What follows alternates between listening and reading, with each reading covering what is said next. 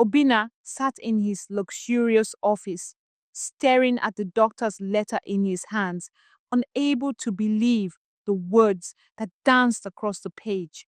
His mind raced as he reread the lines again. It was a cancer diagnosis, pancreatic cancer, stage 4. The doctor had written that he had only a month left to live. This must be a mistake, Obina thought, shaking his head in disbelief. He didn't feel sick. He was in perfect health. His hair was still thick and black, his body strong, and there were no signs of weakness. How could this be happening? How could he have cancer when he felt fine? He had gone for his routine checkup only a few days ago, and no one had mentioned anything about cancer. He had been told everything was normal, that he was healthy, but what truly frightened him wasn't the cancer itself. It was the thought of leaving his family behind. He loved his wife, Amaka, more than anything. She had been his rock, his companion, through thick and thin, and their daughter, Simdi, was everything to him. He couldn't bear the thought of leaving them. How would they cope? Obina wondered, gripping the letter tightly in his hands. How will Amaka and Simdi manage without me? His thoughts turned to his brothers, Ezenwa and Victor. They had never liked Amaka. From the moment he had met her, his brothers had made their disapproval clear. They had told him she wasn't worthy of him, that she wasn't of his status, his wealth, his success, his reputation. None of it mattered to them when it came to Amaka. But now, in this moment of crisis, he couldn't shake the fear that his brothers might not treat Amaka and Simdi well after his death. They had always been selfish and manipulative, and their resentment toward Amaka was obvious. He had seen it countless times over the years. The way they made snide comments and tried to drive a wedge between him and his wife. What would they do once I'm gone? Obina thought again, his heart sinking. Would they take everything from Amaka and Simdi? Would they make their lives miserable? Obina couldn't bear the thought of his brothers treating his family poorly after he was gone. It was one thing to live with their constant judgment and their passive-aggressive remarks, but to leave Amaka and Simdi vulnerable to their cruelty, that was something he couldn't allow. A sudden thought struck him. What if I could test them? He couldn't trust his brothers, not with something as important as Amaka and Simdi's well-being. He needed to know with certainty how they would behave once he was no longer around, and he knew the best way to find out by faking his own death.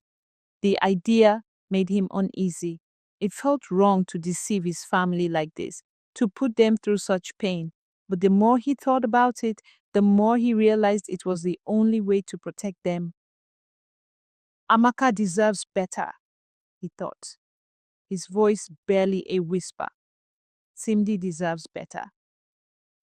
After a few days, Obina was found lifeless in his office, slumped over his desk. The paramedics arrived within minutes, but by the time they reached him, they assumed he had already passed. They quickly rushed him to the hospital, where the doctor pronounced him dead. At that moment, Amaka's life flashed before her eyes. Her husband was gone, the love of her life. For days, Amaka refused to eat, but she knew she could not continue like this if she did not want her daughter to become an orphan. So, she put up a brave act to remain strong for her. The day of Obina's funeral arrived, and Amaka could barely bring herself to look at the casket. It was hard to believe that the man she had loved, the man who had been her partner, her protector, was now gone. The funeral was a blur, the tears and the mourning all blending together in a haze of pain. Her heart felt as though it had been ripped from her chest, and her breath came in short, shallow bursts. Her daughter, Simdi, clung to her side, her small hand in hers. She didn't fully understand what was happening, but she could feel the heaviness in the air. Amaka could barely look at her without tears welling up in her eyes. She had promised herself that she would stay strong for her, but it was impossible. The grief was overwhelming. Obina had been her world, and now that world had crumbled. As the mourners filed out of the cemetery, Amaka walked slowly beside the casket, her heart breaking with each step. But there was something else, something that caught her attention as they neared the gates. She could see her brothers-in-law, Ezenwa and Victor, standing together in the distance. Their eyes were glinting, but it wasn't sadness that Amaka saw in them. It was something darker, something she couldn't quite place. The moment they locked eyes, Ezenwa and Victor turned away, whispering to each other. Amaka felt a chill run down her spine. She had always known they didn't like her, but this was different. It was as though they were relishing her pain. Amaka tried to shake the feeling off as she made her way toward the family car. But when she reached the driveway, something else happened that left her reeling. The gates of the mansion were locked. Amaka stood there in stunned silence, her hand trembling as she reached for her phone. "Sanusi, open the gate," she said, her voice weak. The security guard on the other end sounded hesitant. "Sorry, ma'am," he said. "Ma'am Ezenwa and Victor gave instructions. You're not allowed inside. The house now belongs to them." Amaka's eyes widened in shock. What did he just say? Her heart raced. "What are you talking about? This is my house. My husband left this to me. Open the gate now." But Sanusi was firm. "I'm sorry, ma'am. I cannot let you in. I've been told to lock up. I don't want to lose my job." Amaka stood there, frozen. The weight of the betrayal hit her like a physical blow. They had locked her out of her own home. Her stomach churned with anger and disbelief. She had nowhere to go, no money, no family. All of Obina's assets, everything he had worked for, were now in the hands of his brothers, and they didn't care about her or Simdi. As the minutes passed, Amaka realized there was no way she could stay there. She couldn't even go to the funeral reception that had been arranged at the mansion. Ezenwa and Victor had made sure that no one would take her to the funeral. They had blocked her access to everything, leaving her and Simdi with nothing. Amaka took a deep breath, trying to steady herself. She had to find a way to survive, to protect her daughter. She picked Simdi up, carrying her on her back as she walked away from the mansion. The streets of Abuja stretched out before her, unfamiliar and overwhelming. She had nothing but the clothes on her back, and she felt exposed, vulnerable, but she refused to give in to the despair that was threatening to swallow her whole. The weight of her daughter on her back was a comfort, and yet it was a reminder of the enormous responsibility she now faced. She had to be strong for her. She had to keep moving forward, no matter how difficult it seemed. As she walked through the busy streets of Abuja, she passed vendors selling fruit, clothes, and trinkets. The hustle and bustle of the city felt like a distant world, one she was no longer a part of. She was lost in her thoughts, trying to figure out what to do next, when she suddenly noticed a sign on the side of a building. It was for a women's center, a place that offered support to women in need. With no other options, Amaka made her way toward the center. The building was modest, but it gave her a sense of hope. She rang the bell at the gate, and after a few moments, the door creaked open. "Can I help you?" a woman asked, her voice warm and welcoming. Amaka looked at her, her eyes filled with exhaustion. I need help. My husband has died, and his brothers have taken everything from me. I don't know what to do. The woman's eyes softened. Come inside, she said, ushering Amaka and Simdi into the center. Amaka explained everything that had happened, how she had been locked out of her own home, how the brothers had left her with nothing. The director of the Women's Center, Mrs. Okafor, listened carefully, her expression growing more and more concerned as Amaka spoke. She could see the toll that the ordeal had taken on Amaka, the weariness in her face, the hollow look in her eyes. After a while, Amaka finally put Simdi to bed in a small room and sat down to speak with Mrs. Okafor. I just don't understand, she said, her voice breaking. Why would they do this to me? Why would they take everything from me and my daughter? Mrs. Okafor's face tightened with anger. It's cruel, she said in a low voice, but we won't let them get away with it. Amaka looked up at her, her eyes filled with hope. What can we do? The director stood up with determination in her eyes. We'll make sure people know the truth. We'll take this online. We'll share your story. The next day, Mrs. Okafor set up a live meeting, and Amaka shared her heartbreaking story with the world. She spoke of the betrayal, of the pain she had endured at the hands of her late husband's brothers, and the online community responded with overwhelming support. People donated to a GoFundMe campaign, and by the end of the day, more than 50 million naira had been raised. For the first time in days, Amaka felt a spark of hope. She knew this wasn't the end. It was just the beginning. With the support of the online community, she and Simdi would find a way to rebuild their life. But she had no idea that the battle had only just begun, and her world would soon be turned upside down in ways she couldn't imagine. Amaka had barely begun to breathe a sigh of relief when the next storm hit. It started with a video. Esenwa and Victor, the two brothers who had caused Amaka so much grief, released a shocking video that quickly went viral. In the video, they claimed that Simdi was not Obina's biological daughter. Their voices were calm, but filled with a venomous edge as they spoke, holding up what appeared to be forged documents. Amaka has been lying to you all, Ezenwa said, his smile almost mocking. This is not Obina's daughter. We have proof. Simdi is not our brother's child. She was never meant to inherit anything from him. Victor, standing beside him, nodded. Obina knew about this the entire time. He knew that Amaka had been unfaithful, but he didn't say anything, and that's why he didn't leave her anything in his will.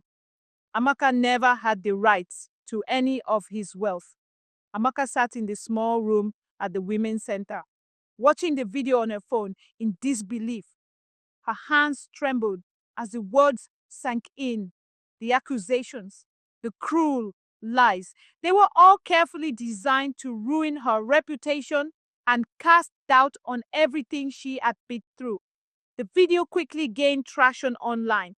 People were divided, some believing the brothers, others standing by Amaka. It was a public spectacle, a battle for truth that no one had expected.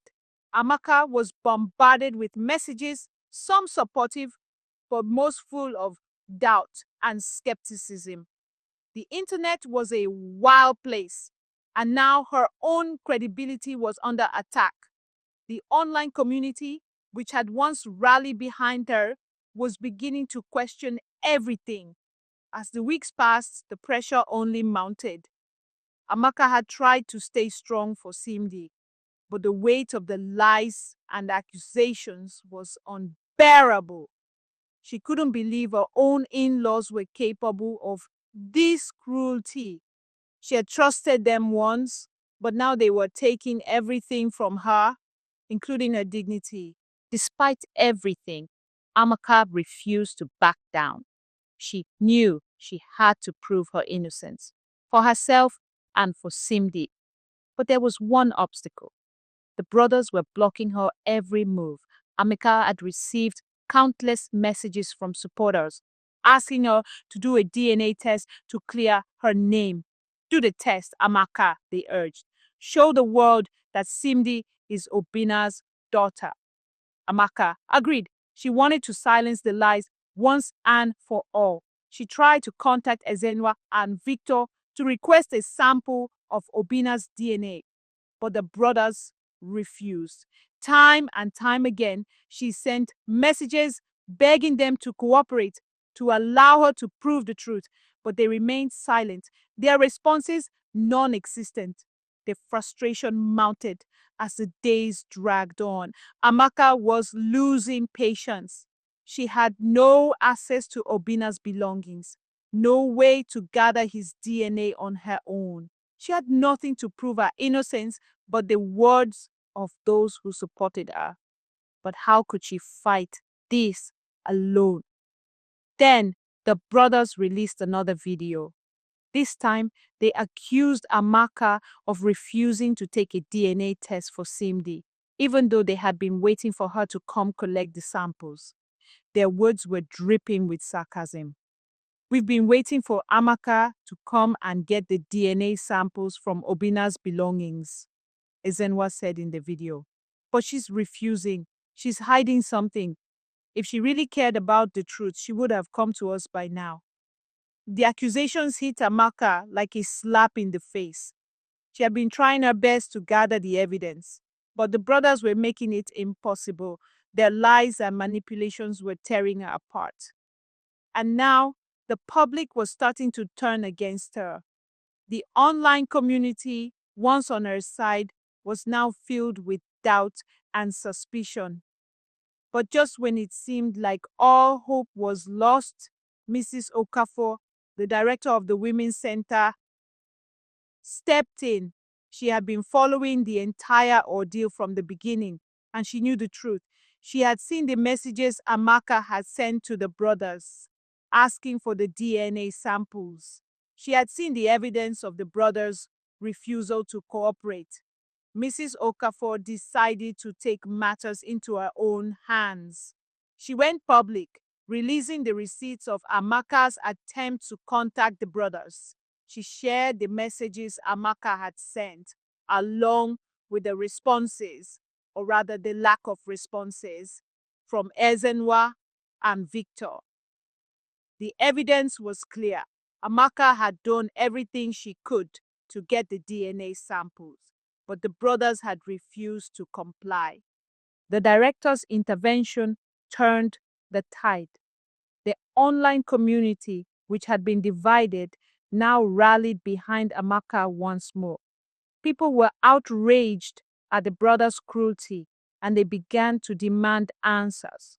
Amaka's supporters flooded social media with their messages of support, and the brothers' video quickly lost credibility. But the damage had already been done. Amaka was exhausted, emotionally drained from the constant battle. She felt like she had been fighting an endless war, not just for her daughter's future, but for her own sanity. Through it all, Simdi remained a source of strength. She was the one thing that kept her going, the one person who believed in her when the world seemed to turn against her. Every day, she took her to visit Obina's grave, her heart heavy with grief. She couldn't let go of him. Even though he was gone, the pain of losing Obina was still raw, and she wasn't sure when it would ever end. Each visit to the cemetery brought fresh waves of sorrow. Amaka would clutch Simdi tightly, whispering to her as they stood by the grave. She would tell her stories about her father, about how he had been kind, loving, and protective. And every time Simdi would ask her when her father would come home. The question always broke her heart. It was in these quiet moments at the grave of the man she had loved that Amaka found some semblance of peace. She clung to the memory of Obina, hoping that somehow, in some way, he was still with them. But with the lies, the deceit, and the constant attacks from the brothers, she couldn't help but wonder, would this ever end? Weeks had passed since Obina's death, and the battle between Amaka, Simdi, and the cruel schemes of Ezenwa and Victor seemed endless. Amaka had tried to move forward, finding strength in the kindness of strangers and the support of Mrs. Okafor and the Women's Center. But the constant public scrutiny, the lies, and the accusations had worn her down. Simdi had grown tired of the constant upheaval, and Amaka had to remain strong for her, though every part of her longed to be free from the torment. But just as Amaka was beginning to feel like the walls were closing in, a shocking turn of events occurred. It was an ordinary morning when Obina's lawyer called her. His voice was tight with urgency as he relayed the news. Amaka, there's something you need to know. Obina wasn't sick. The cancer diagnosis was a mistake. The doctors mixed up his test results with that of another patient. Amaka felt the world tilt beneath her. What? Are you saying? Her voice cracked, disbelief coursing through her veins. The test results. They were for someone else. Obina never had cancer. Amaka. He was never going to die. The doctors made an error. The test results were sent to him by mistake. He was healthy. Amaka sat in stunned silence, the weight of the words sinking in like a heavy stone. The idea that Obina had been alive all this time, watching everything unfold from the sidelines, was beyond comprehension. She had been through so much pain, so much heartbreak, and all of it had been based on a lie, a mistake Obina had never even known about. Amaka clutched the phone tightly in her hand, her heart racing. Why would he do this to me, she thought. Why would he fake his own death? But as the truth was revealed, the answers to her questions became clearer than ever. Obina had faked his own death to test the loyalty of his brothers, and it had been at the cost of her heart, her trust, and her sanity. Amaka had been through so much. She had endured the mockery of her brothers-in-law, the betrayal, and the harshness of their lies. She had fought tooth and nail to protect Simdi and preserve Obina's memory, only to find out that it was all part of some cruel test. She had carried the weight of the world on her shoulders, only to discover that the one she had trusted the most had been the one who put her through it all. As the news broke that Obina was alive, the internet exploded with a mixture of outrage, disbelief, and shock. The truth about the fake death was too much for many to process. People felt betrayed by Obina's actions, and Amaka's supporters were heartbroken. They had rallied around her, believing her to be a grieving widow, only to learn that her husband had been alive the entire time. But the damage had been done, and the wounds ran deep. Amaka's world had been shattered by the revelation, and the trust in Obina was forever broken. She felt as though her heart had been ripped apart by the very person she had loved. Obina, now revealed to be alive, faced the wrath of his family and the online community. His brothers, Ezenwa and Victor, were exposed for their cruel actions. It was clear to everyone that they had been manipulating the situation for their own gain, trying to take everything from Amaka and Simdi. Their lies, their cruelty, and their complete disregard for their brother's family were laid bare for all to see. But Obina couldn't escape the consequences of his actions. He had put his family through unimaginable pain. He had watched Amaka suffer, knowing full well that it was all part of his twisted test. And now the reality of what he had done weighed on him like a burden he couldn't shake. He knew he had to make things right, but he wasn't sure how. He had hurt Amaka in ways that words could never repair. He had put her through the agony of losing him, only to return and show her that he was alive and that it had all been a test. The guilt crushed him. Days passed, and Obina found himself outside Amaka's door, his heart racing with fear. He had come to apologize, to beg for her forgiveness, but he was terrified that she would never look at him the same way again. Amaka opened the door, her face pale and tired, her eyes filled with a sadness that tore at his soul. For a moment, they just stood there, neither of them knowing what to say. "I'm so sorry," Obina whispered, his voice breaking. "I never should have done this to you. I was selfish and I hurt you in the worst possible way. I thought I was protecting you, but all I did was cause you pain. I didn't mean for any of this to happen." Amaka's eyes filled with tears, and her voice was quiet, almost distant. "You should have trusted me, Obina. You should have trusted me with the truth.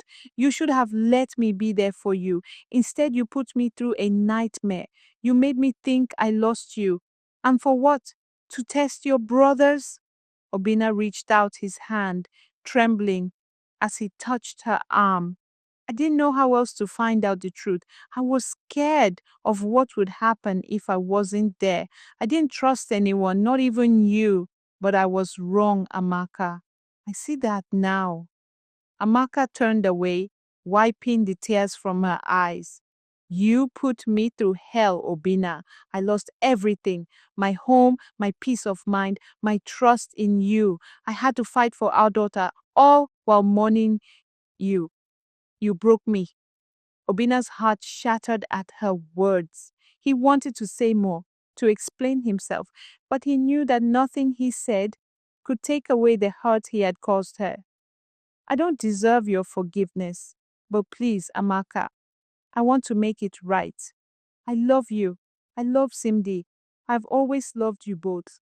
I just didn't know how to handle the fear of losing you," Obina said, his voice full of raw emotion.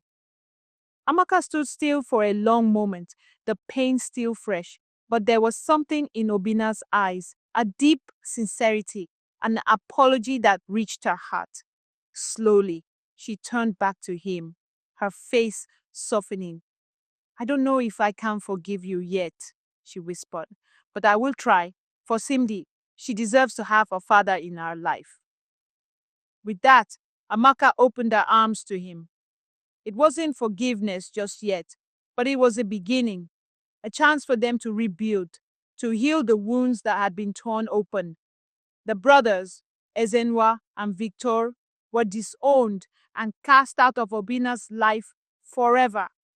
The truth about their manipulative, evil behavior was out in the open, and their influence over Obina was broken. He made sure they had no place in his life or in the lives of his wife and daughter. For Amaka and Obina, there would be a long road ahead. They would have to rebuild trust, piece together the fragments of their love, and heal the scars that Obina's test had caused. But they would do it together, and that was all that mattered. And as they sat together, Simdi nestled between them. Obina whispered, "We'll make it through this, Amaka, together. I'll never let you go again." Amaka nodded, a tear slipping down her cheek. But this time, it wasn't just sorrow. It was a tear of hope. A tale for the future they could still have despite the pain of the past.